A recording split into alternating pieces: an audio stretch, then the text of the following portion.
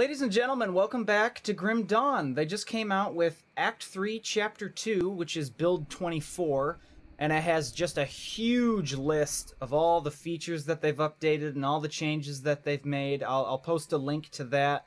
But today we're just going to take a look at all the stuff they've changed, and it really is a huge list. It's massive. I'm just going to cover a couple points that I thought were really cool. So the first thing is, when you start the game now, you actually have a character selection screen right over on the right, instead of being like having to click all the arrows at the bottom like it used to be. So I can easily just fly through every single character that I have, which is nice. One of the things that they changed was veteran difficulty. Now, veteran difficulty is the harder of the two difficulties that they have. They have normal and veteran. So veteran difficulty, they like totally did a rework of like all the damage numbers, all the bonuses, because it was like a set bonus, I think, that veteran difficulty would get for all the monsters.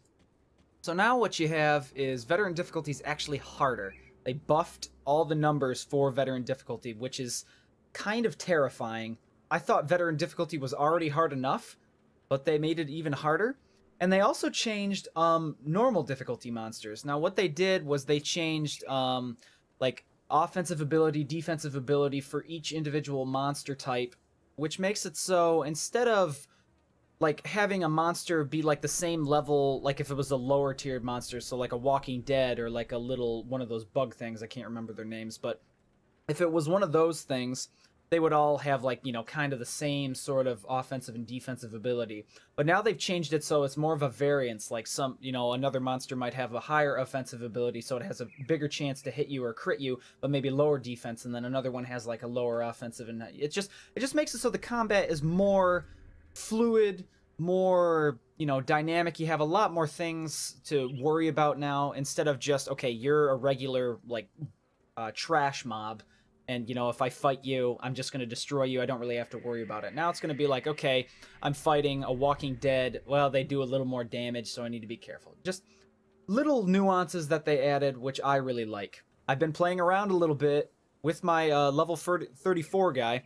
He's in hardcore, and I think he's a pet build. And I'm pretty sure, yeah, I've only put every single attribute point that I've gotten into physique, and I'm still getting absolutely destroyed by monsters. So I don't know how viable it's going to be to play through with anything on veteran difficulty without having an insane amount of tanking.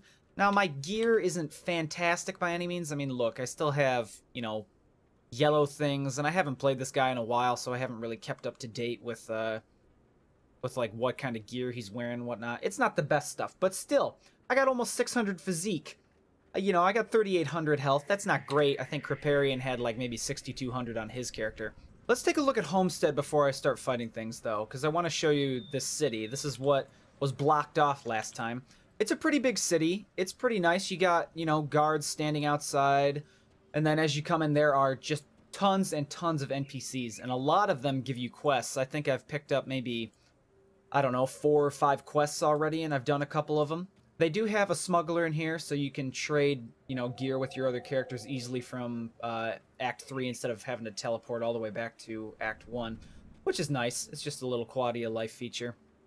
You got your smith here, and I don't know if they actually have the same bonuses between this guy and the guy that you saved, the blacksmith that you saved in Act 1. Haven't looked into that. Tons of NPCs, really run down kind of shack area. It's a pretty cool town.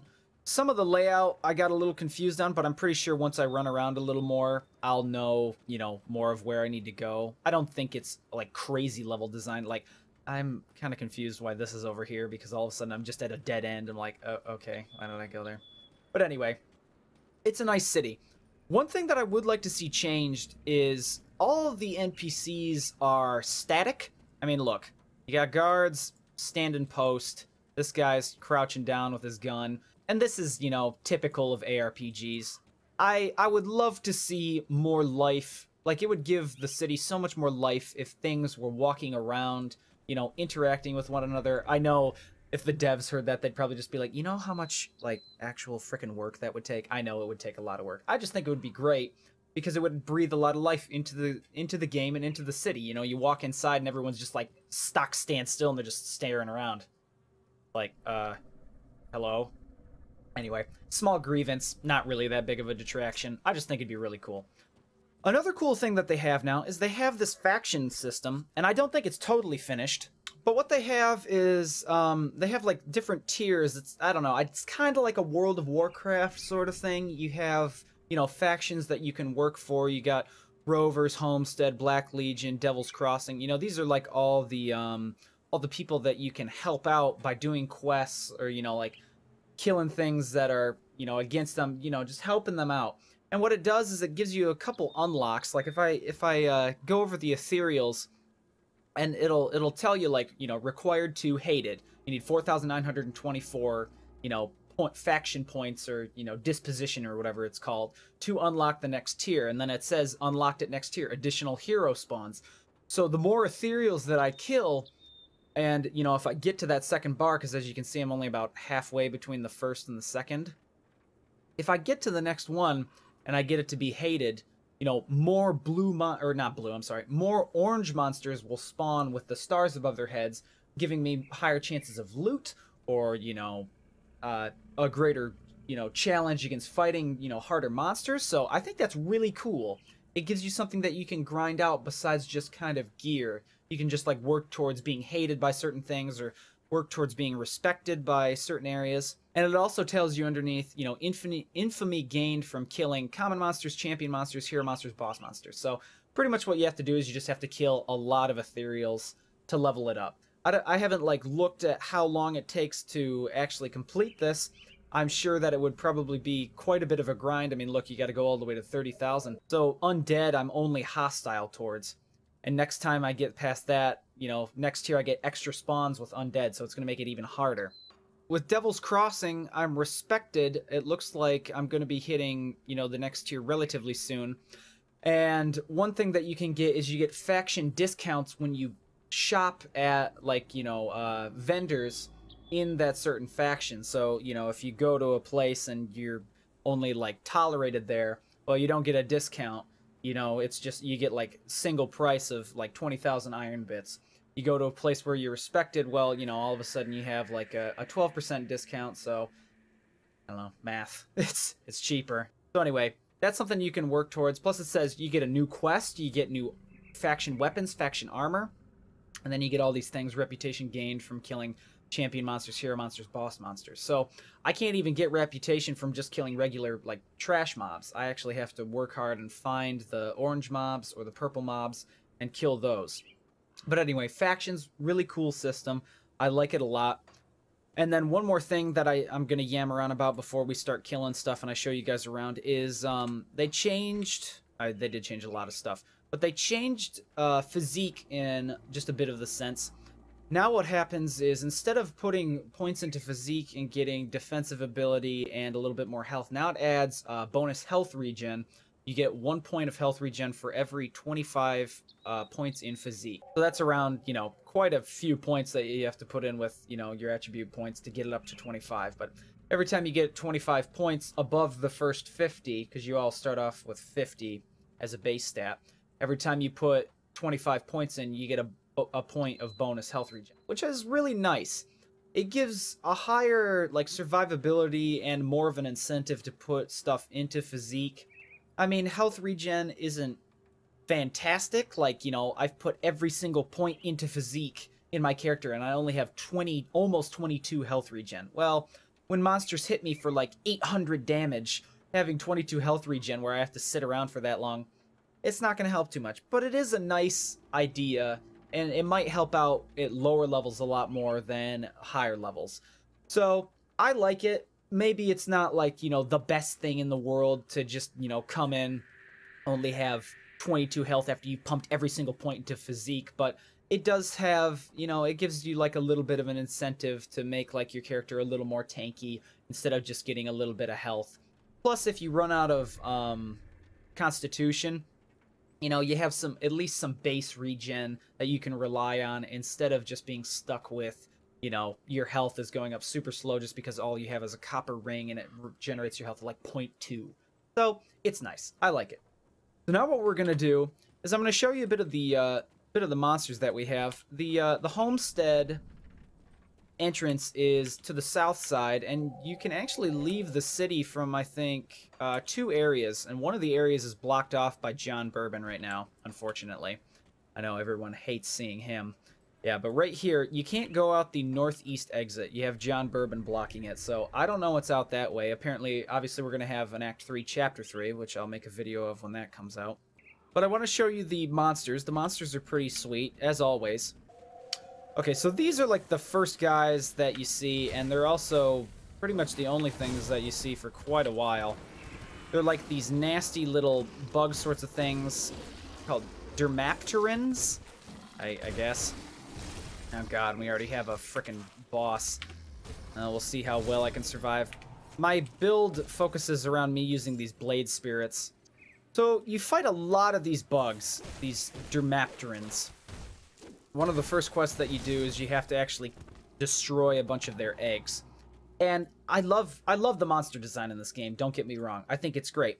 One thing I would like to see, though, is pretty much all of the area that you see right now, like all of that area on the map that I've explored, pretty much all you fight is those new bugs. And I think it's nice that they're showcasing these, like these monsters. I think they're well-built monsters, and I think they're very interesting, and I really like fighting them. But I think that they could also mix it up a little bit more with previous monsters. And I know that these like little insect swarms were from previous episodes, but pretty much all you get in this first, like, you know, I don't know, half mile or whatever you want to call it of the map is you get the dermapterans, you get the little bug sorts of things, or you get like the big versions of the dermapterans, these kind of like queens or sentinels or whatever you want to call them. So I would love to see like a bit more of the variation with who you're fighting.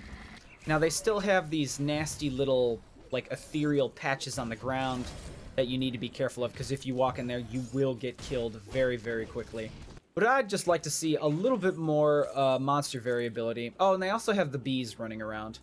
The Grim Dawn devs have done a fantastic job of having a bunch of variations on the same kind of monster. You know, like they'll have, especially with the zombies, you know, they'll have like Walking Dead, and they'll have the blood ones. The Furies or something like that. And then they'll have the cold ones, and they'll have the flame ones. All of these variations on them, which are really excellent. And of course, I've been complaining about monster variability, and look, we're already fighting new things with, like, you know, swords and shields and whatnot. Oh god. Alright, maybe I could just retract my whole statement. I was gonna say that after you get past this first area where it's just all the bug monsters, like once you get towards over here with all these patches, you do fight some really cool people. Like you fight these, it's like more humanoids, and then you start to get the rotting soldiers again. But what I really wanted to show you was the, what's it called? There's like these haunted scarecrows. Yeah, right here. It's kind of hard to see because everything is just crazy right now. Okay, you know what? I might as well just retract my whole statement about the monster variability, because after you get past this first part, it's beautiful. I mean, I just fought like 7 different types of mobs at once, so I don't know. I might just be an idiot. So look at these guys, these haunted harvesters. These guys are really cool. And he just threw like some sort of curse on me. I think I'm bleeding right now, so that's great. Plus he summons things. That's a really neat thing. And then he turns into a wraith after you kill him. That's great monster design. I like it. One thing that you'll notice, though, is since I'm playing on veteran difficulty, I am getting smoked. Like, look at that. I just got hit a couple times. I'm almost dead. And again, I'm gonna post all the changes.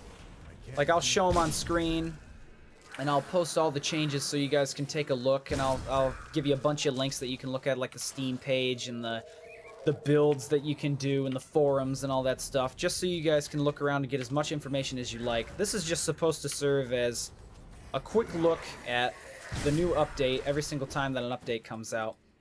There you have it. There's Grim Dawn Act 3 Chapter 2. I really love what they do with this game. I think the devs have their mind on how to make a great game. I said some small grievances before. They are small. You know, I had mentioned having monster variability. Some parts of the game, like in Act 1, you're fighting a lot of Sith, or Slith, the little snake guys, the snake men. You fight a lot of those, and, you know, it's just, kind of the same at points, but I think they have great variability in other spots.